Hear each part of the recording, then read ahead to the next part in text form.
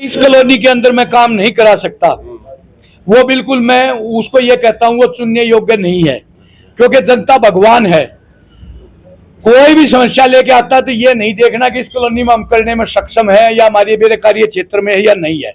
सबसे पहले काम है, क्योंकि नमस्कार भाई साहब जी। नमस्कार जी। थोड़ा सा परिचय दीजिए अपना। मैं बवाना से पूर्व निगम पार्षद डिप्टी चेयरमैन ब्रह्म प्रकाश बीजेपी से। आज ये डिबेट हो रही थी तहसील में, क्या डिबेट करा दी, क्या प्रचार चल रहा है? देखिए, चुनावी माहौल में डिबेट तो चलती रहती हैं और सभी पार्टियां अपना अपना दावा करती हैं, लेकिन आज देखने में आया है और पीछे से चल रहा है कि पूरा देश मोदी में है, क्योंकि जो मोदी जी की कार्यशैली, जो देश के लिए किए गए कार्य, सभी लोग उनसे वाकिफ हैं। तो 400 पार के अलावा मोदी में भारत के अलावा और कुछ नहीं है। सर 400 पार तो ठीक है, लेकिन कार्य क्या करेंगे अपने क्षेत्र के लिए?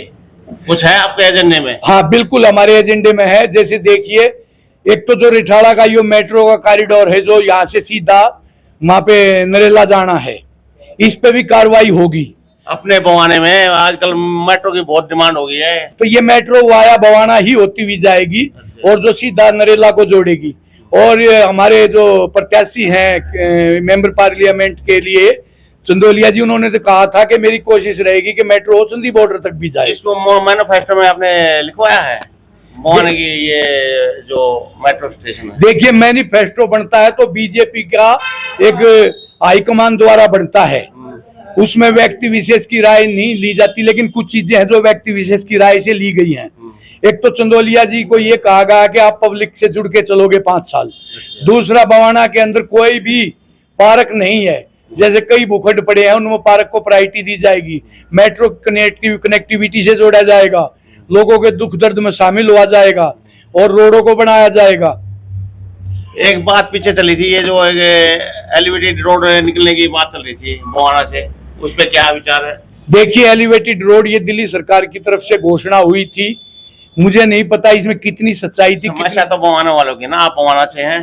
देखिए, उसी मैनिफेस्टो में योगेंद्र चंदोलिया जी की नॉलेज में ये भी है कि जो ये जाम का जो स्वरूप है, ये जाम से जो निजात दिलानी है, ये उनकी बिल्कुल नॉलेज में है और उनके कार्य के अंदर है। जो एक बवाना के जो 3-4 डिमांड, उनमें से एक ये डिमांड भी है, और जो बिजली की बड़ी बड़ी वायर जो परेशानी कर रही है लोगों को क्षेत्र के अंदर, उस विषय में भी है।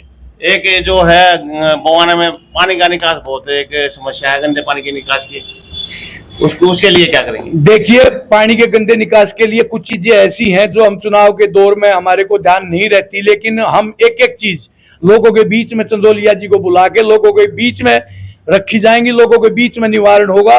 क्योंकि चीजें धीरे धीरे, भारतवर्ष में जब 2014 में मोदी जी ने सरकार संभाली, सत्ता संभाली, तो देश किस कागार पे था? आप पहले निगम पार्षद रह चुके हैं। एक हमारा ये भाई बैठा हुआ है आपकी ही क्षेत्र का,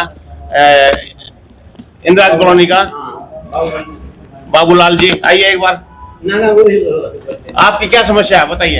यही समस्या है, ये कहते हैं वोट लेने के लिए तो हम लोग आ जाते हैं, फिर हम काम के लिए आते हैं तो हमारे को कहते हैं भाई ये ऑथराइज कॉलोनी नहीं है। देखिए, कोई भी जनता का चुना हुआ प्रतिनिधि अगर ये कहता है कि इस कॉलोनी के अंदर मैं काम नहीं करा सकता, वो बिल्कुल, मैं उसको ये कहता हूं वो चुनने योग्य नहीं है, क्योंकि जनता भगवान है।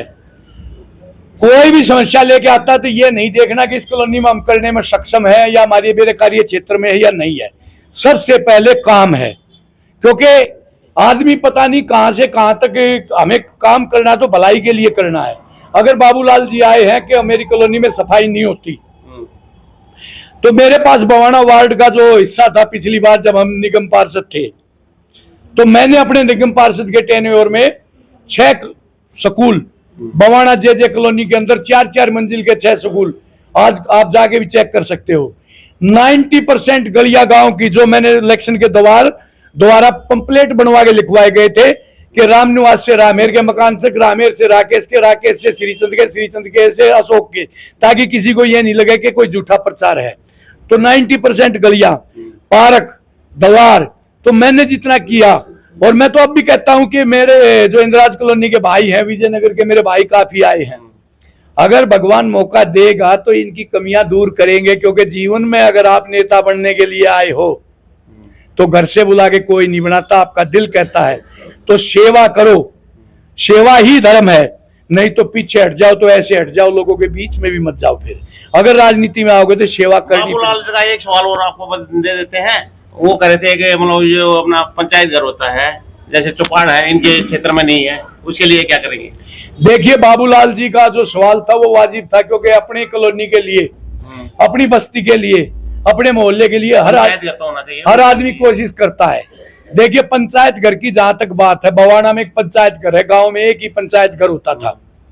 अगर बाबूलाल की कॉलोनी में कोई लैंड खाली पड़ी है, कोई जगह खाली पड़ी है, या बाबूलाल की कॉलोनी हमें ये मुहैया करा दे, भाई ये 400 गज का प्लॉट है, तो चौपाड़ हम बनवाने की कोशिश करेंगे चंदौलिया जी में, कोई बात नहीं है।